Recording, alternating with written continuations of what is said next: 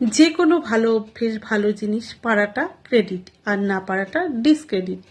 অনেক মহিলাদেরকেই বলতে শুনি যে সারাদিন সংসারের কাজ করে না, সংসারের এই হেসেল ঠেলে অমুক তমুক করে সবার জন্য করে নিজের জন্য সময় বের করা হয় না, নিজের জন্য কিছু করা হয় না, নিজের পরিচর্যা করা হয় না। কেন কেন হয় না? সবার জন্য যদি তুমি করতে পারো, নিজের জন্যও করো।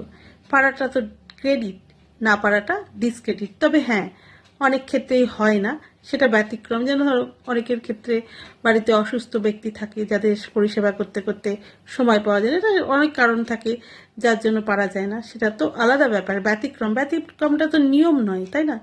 সাধারণত, আমি সাধারণের কথা বলছি, যে সাধারণত মহিলাদের কিন্তু পারাটা, নিজের জন্য করাটা উচিত, এটা ক্রেডিট। এটা কিন্তু না পারাটা ডিসক্রেডিট। যে কোনো ভালো অভ্যেস ভালো জিনিস পারাটা ক্রেডিট আর না পারাটা ডিসক্রেডিট।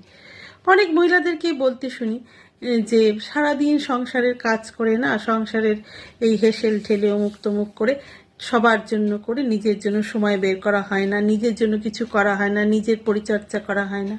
কেন কেন হয় না? সবার জন্য যদি তুমি করতে পারো, নিজের জন্যও করো।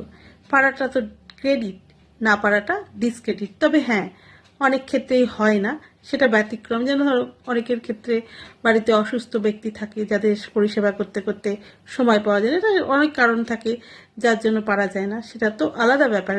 ব্যতিক্রমটা তো নিয়ম নয়, তাই না? সাধারণত, আমি সাধারণের কথা বলছি, যে সাধারণত মহিলাদের কিন্তু পারাটা, নিজের জন্য করাটা উচিত, এটা ক্রেডিট। এটা কিন্তু না পারাটা ডিসক্রেডিট।